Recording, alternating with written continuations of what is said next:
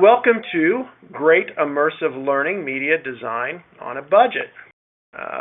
I'm Brandon Andrews, and this is Dean Fouquet. Hello, let me introduce you. And we've been creating media, graphics, and various other components for immersive learning and simulation projects for going on 20 years now. It is what we do day in and day out. We have a full video and audio studio at our disposal and a whole arsenal of software tools on our computers. But we realize that that isn't the case for most people. We run into a lot of people who want to create immersive learning simulations like we do. They want to engage their students and increase retention. They want to create contextual environments that mimic the environments in which their students will need to recall the skills they've been taught. But the cost to create rich media can be a big obstacle. And, this is a common complaint that we hear, and it's a challenge. So, in addition to creating immersive learning simulations, we are also instrumental in the development of the SimWriter simulation authoring tool. And we engage in various consulting engagements, helping people create immersive learning simulations. So, over the years, we've collected a list of lower-cost alternatives for producing media and graphics that we recommend to those people who so shall we say, I have champagne taste on a beer budget. So, as a fun exercise, today we are going to walk you through a typical media production phase of one of our learning simulation projects, and then, we're going to break it down, we're going to break that process down and suggest the lower cost alternatives that could be used in place of the ones we use here in our development shop. And don't worry, we will provide a URL at the end of the session where you can find links to all of the software and technologies resources that we'll discuss today. All right, so typically we strive for our media to build a couple of important aspects of our immersive learning approach, engagement and context. We want our media, and understand when I say media, I'm including audio, video, animation, graphics, photos, etc. into that category. So we want our media to grab the student's attention. We want the student to lose themselves in the simulation the way a person loses themselves in a movie. This is immersion, and immersion has been proven to increase retention. Most times we want our media to help build an experience and an environment that mimics the experiences, and environments in which the student is going to need to recall the lessons from the simulation. So we are using our media to help create experiences and environments. Typically, we create an environment and populate it with characters and or objects that they must interact with. An environment may be a 3D CGI rendering, or it may be a photo. Characters and objects may be 3D avatars, green-screened video, or perhaps still photos. We'll then do things to bring the simulation to life, such as sound effects, perhaps if we're using still photos, audio dialogue. Of course, we'll need to build some sort of a user interface. Many times we create tutorial sections that include graphics, animations, and interactive exercise to complement the simulation. So, let's isolate each of these activities and present some budget-conscious options. And I might take a moment here too. I might mention that these recommendations are completely objective from our point of view. We aren't benefiting in any way by promoting any of these products or services. Environments. First, the environment. Like I said, you can have a photo environment or a 3D CGI environment, maybe an illustrated environment, but really I've only ran into that a few times. And actually, every time I did, it was producing courses specifically for children. So let's start with photo environments. Quite frankly, you're going to find the photographic option is going to be the most attainable for the most people. Digital cameras are very easy to come by these days.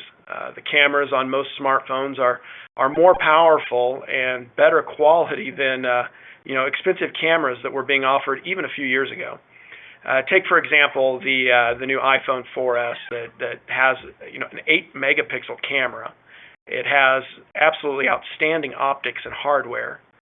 You can take some amazing photos with the phone in your pocket. And the old saying, a picture is worth 1,000 words, certainly holds true when you're producing e-learning. Many times you'll want to simulate, like I was saying before, a familiar environment. Perhaps an office building in your organization, a retail environment, perhaps a manufacturing plant or a classroom. Get your digital camera, go grab them for yourself. If you're striving to create a familiar environment for your students, what a better way than to take a photo of the actual real-world environment. A professional photographer with professional equipment certainly has advantages. But if you can't afford that, don't use it as an excuse not to include photo environments. And if you have a few bucks to spend, look into photos.com. It's a great stock photography service with hundreds of thousands of very high-quality photos and illustrations. The search engine with it is great. Just type in the kind of environment you're looking for, and you'll just be amazed at the results which are returned. I believe single images can cost as low as around $1 each. They can go up from there a bit, but what I find the most attractive and what we actually use are the subscription plans, which can run as low as $19 a week, really depending upon the amount of images you plan on downloading. And we found the terms of use are very liberal too. If you aren't directly reselling the images, you can really do whatever you want with them. But a disclaimer you might hear several more times during this session. Please be sure to check the licensing before you use them, though. So, you have your photo now.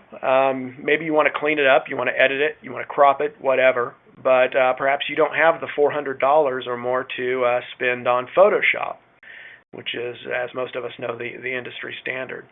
Well, try GIMP, G-I-M-P. GIMP is an absolutely free open source image editing program. And I would say that not only is it comparable to Photoshop, I really find it hard to find anywhere that it's less than Photoshop. You can do so many things in GIMP. I actually use it at home. It's an amazing tool, and not just for photo manipulation. You can use it to create the buttons that you'll need, like I said before, the UI, the user interfaces, any supporting graphics. Now, maybe the thought of learning a program like GIMP might be intimidating. Well, it's truly never been easier to learn a new piece of software than it is today. When I began learning software packages before the big internet boom, you had to find a book or someone to show you the ins and outs. Now, simply just go to YouTube and do a search for the software. You'll be absolutely amazed at the hundreds, if not thousands, of tutorial videos that appear. People out there that just walk you through, lend their expertise. This is a YouTube search after conducting a search for GIMP. So, no excuses. You should be able to learn these programs. And you'll have all the tools you need, at your fingertips to create wonderful photo-based environments for your projects. Other category of environments, CGI environments, 3D CGI. These environments are admittedly more difficult to produce than photo environments, but if you're willing to take the dive, they can offer some real benefits. First, they're modifiable. If you decide you need to have a different shot or you need to add a different object, you can simply open your 3D model, complete whatever you need to do, re-render it, and re-import it into your project. You can even do this years after you've created the original model. Second, you can create anything, that you can imagine. You can create it to whatever exact specifications you need to create it to. And third, you can animate a 3D environment, kind of a form of animation. You can actually go so far as to plug it into many 3D engines that allow your students to, actually navigate and explore the 3D environment you've made. So there are a lot of considerable advantages 3D graphics can bring to the mix. Downsides. I'd say, it takes a considerable amount of time to create 3D graphics. It takes a lot of hands-on experience to become proficient, and high-end 3D packages are expensive. Now, If you want to dive in and try your hand at it, I'd suggest you try Blender. Like GIMP, Blender is an absolutely free open source 3D program. It's well supported. When I say supported, a lot of forums out there, a lot of communities, many tutorials on YouTube, and it's also very, very stable. It has most all of the features found in the other commercial 3D programs, such as modeling, your rigging, rendering, animation, texturing, shading, physics. You can do compositing in it. There's a real-time 3D engine. You name it. I mean, the primary complaint, though, once again, is that it's just difficult to learn. But I'm just here to tell you that pretty much all professional 3D programs are difficult to learn. The best way to learn Blender or any other 3D program, once again, is through tutorials, unless you know someone who's proficient at the program and they can teach you personally. So, once again, turn to the free videos on YouTube. Here is YouTube after conducting a search for Blender, and you can see there are a lot of resources available.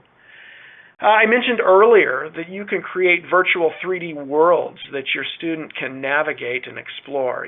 Think Second Life or Quake or any of the thousands of Xbox and PlayStation games out there.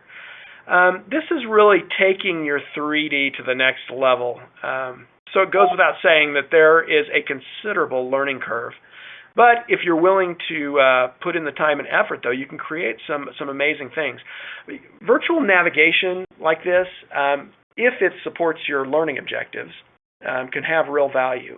Perhaps a student needs to know where to go in an airplane to find emergency equipment. Maybe a student needs to navigate the plant floor to just the correct machine that needs maintenance.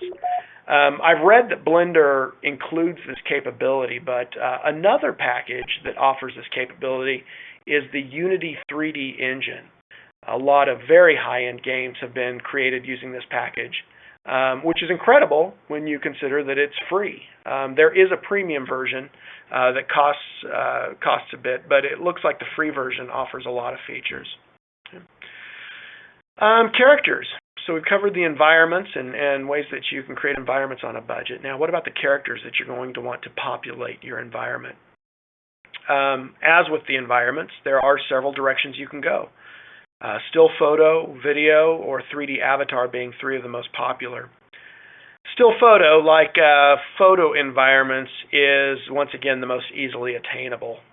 You're probably surrounded by potential sources if you just pull out your digital camera. Snap a few photos of a willing colleague, place them in your environment using GIMP, and voila, you have populated your environment with a person. Another option is one that I mentioned before, photos.com. And in addition to the environments and a whole host of other resources, they have thousands and thousands of people, ready to be dropped into your scene. Here's a photos.com search after just simply searching for a person. Along the lines of photos.com is a great site developed specifically for the e-learning industry, eLearning Brothers. Among many other resources, they offer what they call cut-out people pictures. They offer several sets of high-res photos of characters that are ready to drop into your immersive learning sim. Each character has at least 15 poses that serve just about any pose you'll need. They work well in SimWriter, by the way. They have starter packs that include 10 different characters with all of their associated poses for $349. And I believe they also sell individual characters. Now, one of the most fun technologies that we're going to highlight today, and I'm not sure that it directly fits in the still photo category. I'd say it probably falls somewhere between still photos, video, animation, and avatars, actually. It's a program called Crazy Talk, and it actually lets you take still photos or illustrations of people, and after a few steps, it allows you to import an audio dialogue sound file, and your previously still photo will actually come to life and speak, complete with facial movements, eye blinking. It's really pretty amazing. Standard versions of the software run $50, and pro versions are around $150. So here you can see the steps where you simply map some of the major features of your photo's face in preparation for the automatic animation that's applied. So I'm actually going to switch over and show you. Here's an actual example we created for an iPad piece that's an augmentation for visitors to a historical museum. We used Crazy Talk to bring pop-along casting. Might just take a second to get the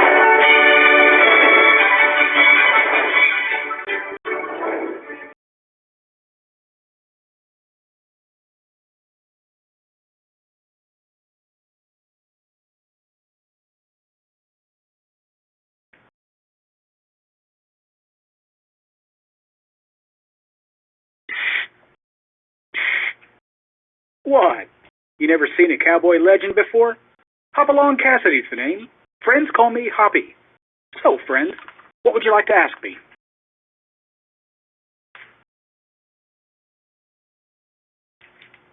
Well, besides being with my trusty horse Topper, the best part about being a cowboy is making sure justice prevails. I've experienced it all in Twin Rivers. Stagecoach holdups, prairie fires, cattle rustlers. Through most all of it, my trusty sidekick Windy Halliday was at my side. Windy was wise in his own way. He taught me to never, ever squat with your spurs on. You know, Wichita has also had its share of justice keepers. In 1900, City Detective Massey arrested Carrie Nation for malicious destruction of property. And in 1905, the Wichita police chief issued an order to shoot tires of automobile speeders. The speed limit was 14 miles an hour.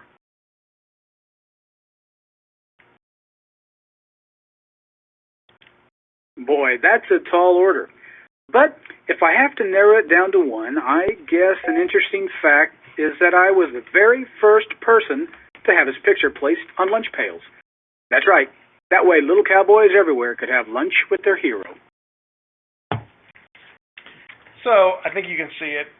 Crazy Talk can have some pretty neat effects and some pretty neat applications. We actually, when we were first doing some R&D with it, we produced a sim with Abraham Lincoln from one of his more popular, more famous, I'd say, photographs, and it was pretty amazing.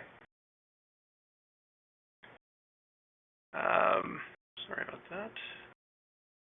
And now I think we'll switch gears over to video characters, and I'll actually pass the baton over to Dean, our resident video expert. So Dean. Okay. Hello, everybody. So talking about video, these days video is almost as accessible as still photos. When creating immersive learning, there are many opportunities to incorporate video to make the project better and more immersive for the student experience. There's a lot of approaches when considering video in your projects.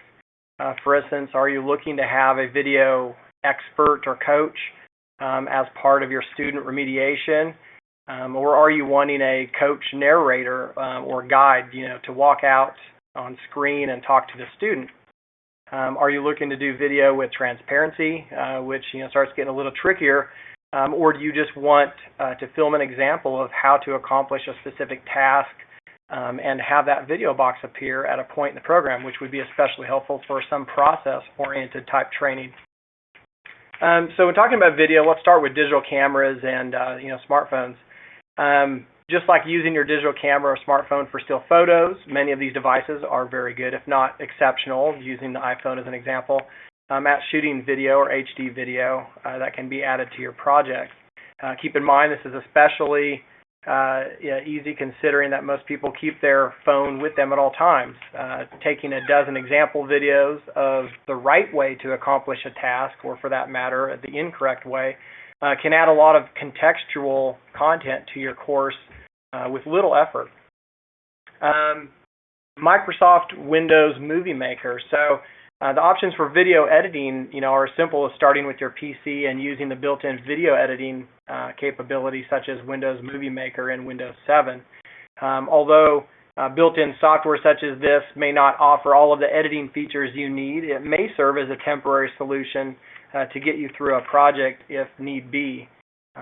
You find the need to be creative with your video solution to avoid obstacles with lower-end editing packages. So you're working around what would be obstacles and making those simple solutions work for you. Apple products start with like iLife, the iLife suite, which includes iMovie and iDVD. They've done a lot to make video editing simple and cheap if you use a Mac, of course. Thank you, Steve Jobs. For around $100, you can buy a suite such as iLife, which includes iMovie and iDVD, iPhoto, among other software. And iMovie will give you a lot of options for creating amazing videos quickly and easily. The interface is very easy to use, and a huge plus is it works seamlessly with other iLife software such as iDVD or iPhoto. You can very easily edit, add effects, transitions, text to video, making it appear very professional. And you'll have various output options for saving your videos into different formats as well. Depending on what type of training you're doing or how you're trying to deliver it to your students, you can also output the videos directly to iDVD, which makes it painless to create DVD video with animated menus built right in. And it's especially helpful if you have a 2-year-old or a baby in the house making your own family videos, I might add. Apple Final Cut Pro 10. You may have heard about Apple Final Cut Pro. If you have, you already know it's professional level editing software, hands down. It has all the bells and whistles imaginable for editing video. The reason I'm including it in this webinar is because it's become very affordable. I believe it's $299 now, and you can have a fully functional video editing solution. All you need is a Mac and some willingness to learn features. Another benefit of the software is that Apple's great about offering tutorials that help you learn the features, but those are also widely available on YouTube. Another big benefit is it works with all the other Mac products if you happen to be on a Mac. The next one I wanted to mention, Apple Final Cut Express. I think this version of the software has recently been discontinued. I don't know how many months ago it was, but when I checked, last time I checked it wasn't, and then when I did a recent check it was.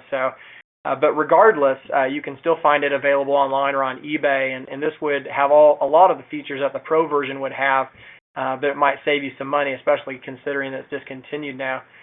For most people that don't need the highest editing features, this version would be probably more than enough to edit most of your video projects for you. Pinnacle Avid Studio. Here's another option I found, so I started doing some Google searches, and I personally have never used this exact product, but I have used other Pinnacle editing software in the past, 5 or 10 years, and from what I read, this one seemed to get really good feedback, and generally speaking, people seem to like it. It seems pretty affordable too. If I remember correctly, it was around the $100 range, maybe it was $150. Another example, HitFilm, for doing video editing. I included this one just to show that there are a lot of options. Keep in mind, these are just some of the video editing suites available, and they vary greatly in price and features. But if you want to explore options, I suggest just reading what others are saying to get a better idea if the software is right for your needs and operating system. I mean, there really are many, many options that you have, and it really depends on what you're trying to do. Another resource I wanted to mention is ephotoinc.com, and so if you're looking for some of the hardware involved, depending on what type of video you need to do to add to your project, you may need to key video, which means recording video of someone in front of a green or a blue background, and then using editing software to remove the green or blue and replace it with another graphic or other video. This is the same concept that you see used on the weather. If you watch the news at night, these products seem to get favorable. The products from ePhoto Inc. seem to get a favorable rating from people that use them. But keep in mind, there are a million options for finding green screens, light, stands, and depending on your needs, it can be pretty specific. So before going down this road, I suggest starting with reading some threads online and watching some YouTube videos to understand the basics of not only lighting and recording this type of media, but also editing and what software you might need prior to going down this road. Although it is very doable, there are some technical things you need to know that will make all the difference in the final video you can output for your project. So even the basic layout of the green screen and the lighting can make a world of difference. Thanks. So we've covered, as far as characters go, we've covered still photo options as an option, and now video is an option, and video among other things. So now we will cover the third option, and that is characters as an avatar. Avatars, admittedly, are difficult and expensive to create. However, there is a pretty cool option that you can look into. CodeBaby is a great way to include avatars in your project without having to become some sort of 3D professional or perhaps breaking the bank. Basically, when you purchase CodeBaby, you get a whole library of these 3D avatar characters that, by using kind of a form of a drag and drop system, you can actually have them perform all kinds of physical actions, and you can add dialogue tracks, which then they automatically lip sync to. And here's a little project that we created using CodeBaby. So we'll run that for you real quick so you can get an idea of the output.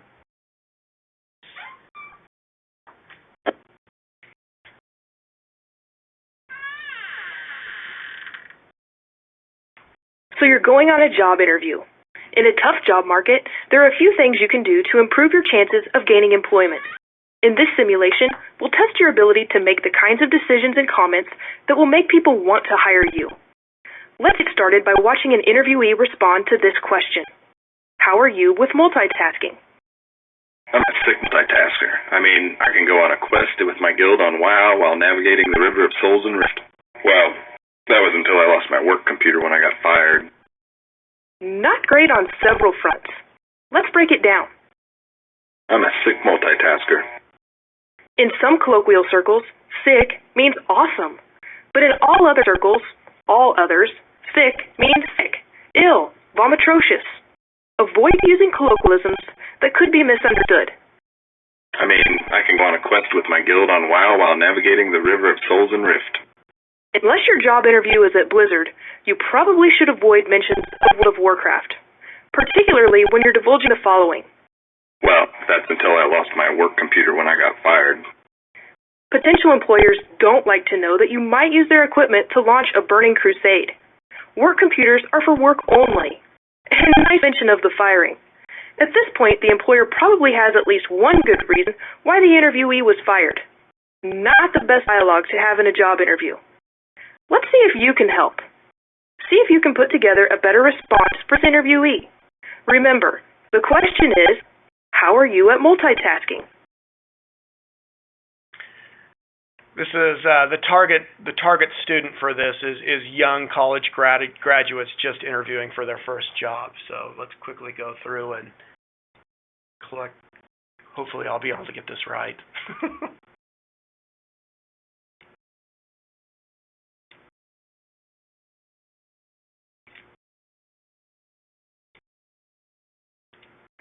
So let's see what the ideal response would look like. I'm an excellent multitasker. I can manage multiple project teams and stay on task and on budget. And when my last position was no longer available at Heckler, Deckler, and Frapp, I decided to take the opportunity to explore a new career direction. It's that simple. Avoid colloquialisms and slang, disparaging remarks against your former employer, and self-incrimination. Do use language that everyone can understand. Promote your skills, and phrase all your statements positively. You'll be well on your way to completing a successful interview. Okay, so kind of a fun example with CodeBaby. I think that the CodeBaby pricing, it varies depending upon who you are, what your organization is, and how you use it. But if you are considering it, you should expect to pay in the thousands for it. And if you need the CodeBabies to be customized, say you need specific clothing or physical attributes changed or something along those lines, you can expect to pay more for that service also. So, granted, it might be a stretch to include CodeBaby as a budget-conscious option, but it's everything being relative. If you do want to include dynamic 3D avatars that move the way you want them to move and say what you want them to say, I think this is one, if not the best ways to get into that game. All right. Audio. I mentioned before, audio dialogue and sound effects can bring your project to life, and there are some great resources.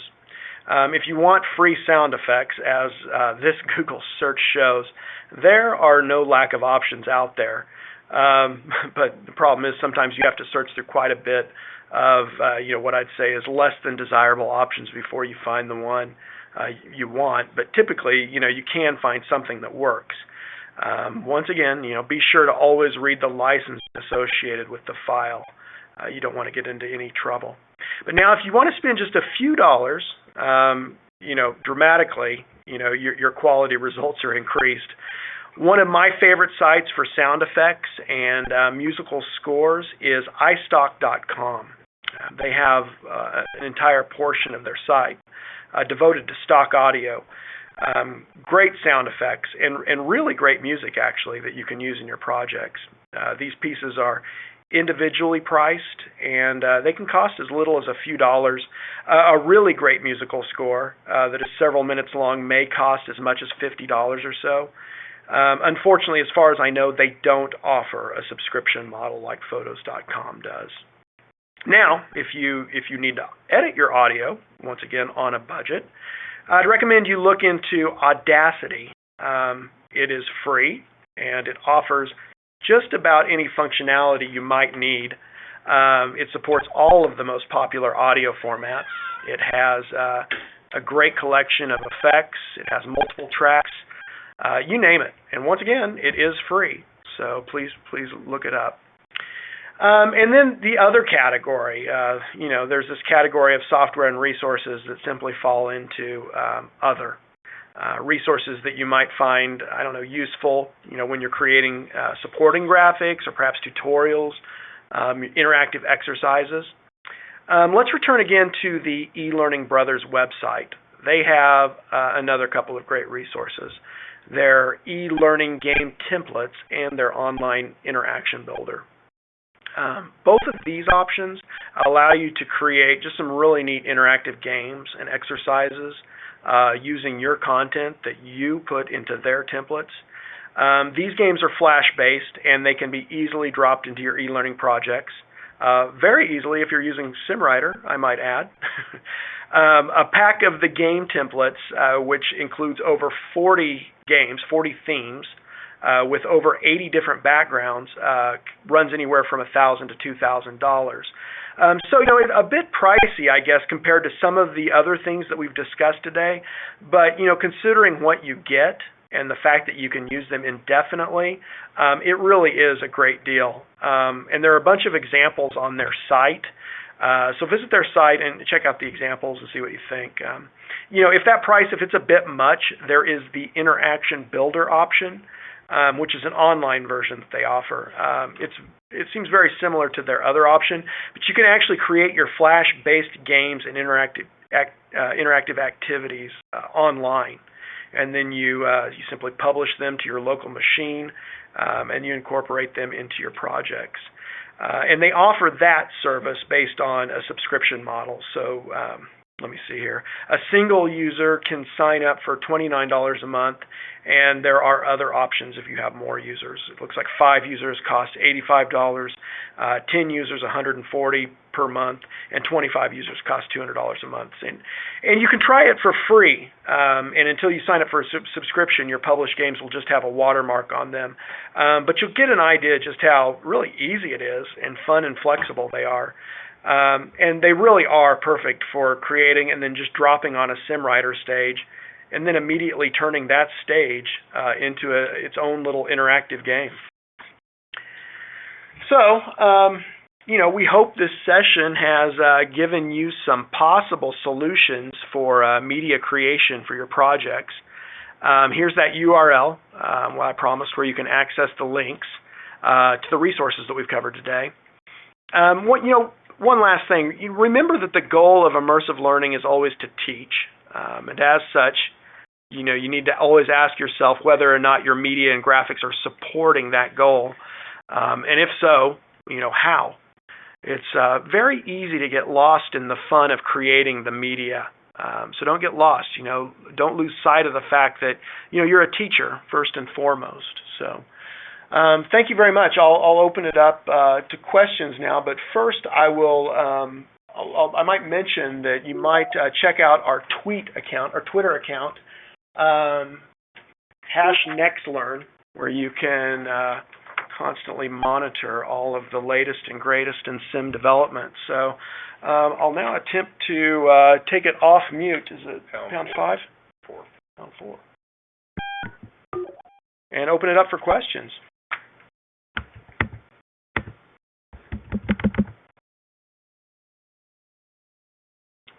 Anyone have a question? Let's try the mute again. Let me try again.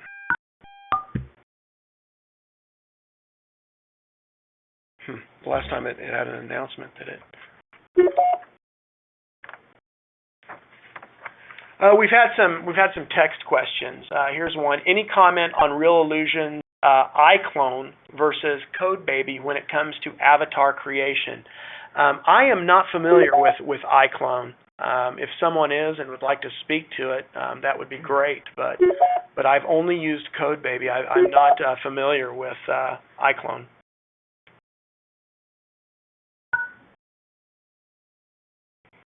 Let me see other questions that we're getting as far as text. I'll field one here. A comment was made about anything about Sony Vega compared to Adobe Premiere. I've used Premiere a lot in the past, but not recently, and I think I probably would come down to personal preference, although with Adobe products, you're going to get the benefit of those working pretty seamlessly with all other Adobe products, and in a lot of cases, some of the Apple products. So basically, I don't personally have a personal preference one over the other, except for I have more experience using Premiere, but I've heard a lot of really good things about Sony's video editing software. Good. We had a question. What is the cost of SimWriter? The professional version of SimWriter, there's several different pricing models, but the standard one is for corporate use, and that is for if you're developing content that you're going to produce and publish to internal users only. The first license of SimWriter is $12,500. The second license, $6,250, and the third through 10th licenses are $3,125. The sum total of that is $43,750. If you purchase all 10 licenses, you then own an enterprise license, which allows you to download as many copies of the tool as you need. Did you mention Simplicity?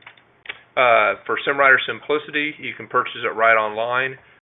It's $14.95 for the license, for one license, and it's $250 for the first year of annual maintenance and support. Rick Pruitt says, for royalty-free music, I use ibaudio.com. It's very reasonable, so thank you, Rick.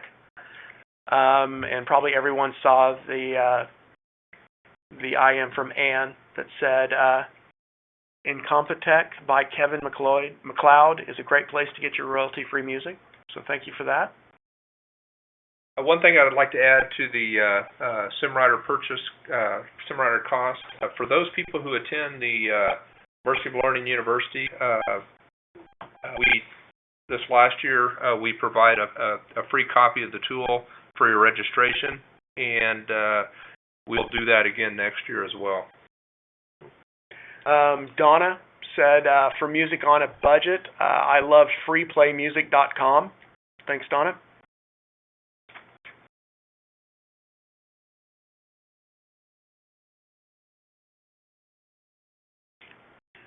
Here we go. What do you think of using Creative Commons for images and audio? From Keith Pomeroy. We're fans of it as long as you do it. You go about it the correct way. We've had a number of projects particularly in the academic fields, where we have to create, big history courses or, courses for NOAA, things along those lines. You just have to be careful because even though it's Creative Commons, there are a number of different terms of use kind of agreements within, that umbrella. So, some of them are very liberal, where you can use them for just about anything if you're selling it, but others, there are certain little caveats to how you use it. So I love Creative Commons. I think it's one of the biggest benefits the internet brings to media creation and courseware creation. But once again, just be careful. Make sure you read where it falls within the Creative Commons. And we actually, along those lines, thinking of the history course, we used the National Archives quite extensively for that. So a lot of that, especially if you're not selling it, you're just distributing it, you can use a lot of it, and your tax dollars paid for it more than likely, so you might as well use it. This isn't one. Okay. Just another comment.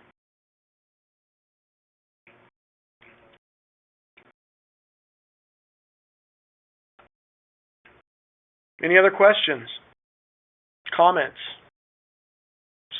Resources that you use for low-cost media?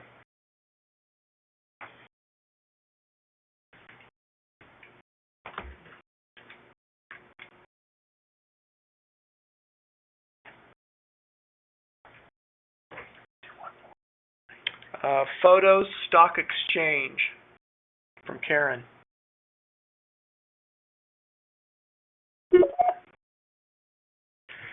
Well, all right. Well, Stock Exchange, I haven't heard of that one. I haven't heard of check into it. Yeah. Right.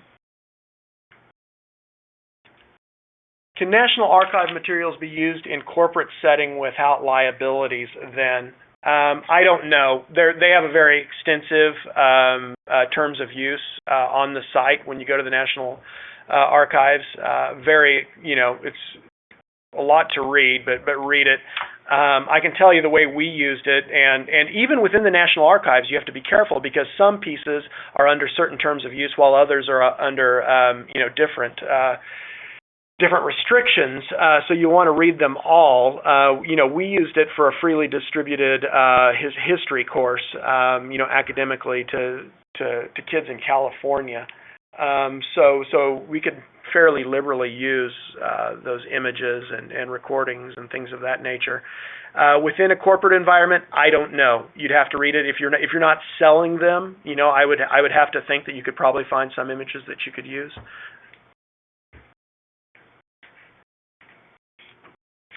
Can you repeat the tools for movie making with Windows, Dean?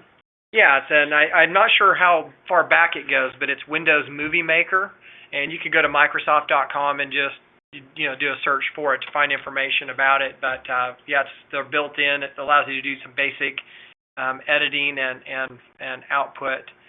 Nothing fancy, but it would definitely get the job done if you're looking for some basic stuff.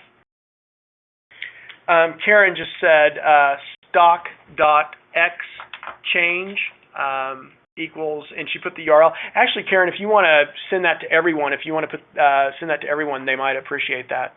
It says now owned by iStock, but images are free. And that URL is www.sxc.hu. Yeah, thanks for sending.